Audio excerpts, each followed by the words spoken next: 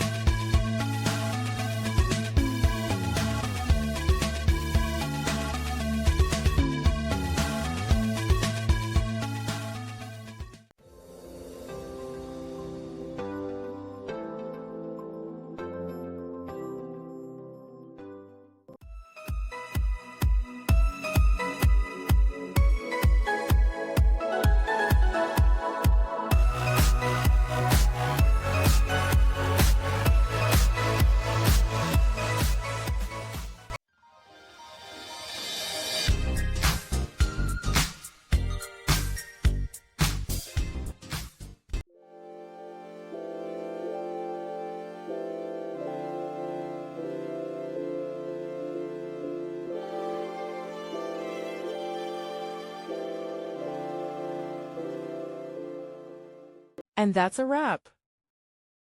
I hope you found the answer you were looking for. If you did, take a second to hit that subscribe button. It really helps out. And let me know in the comments which solution worked best for you. See you next time in the debug zone.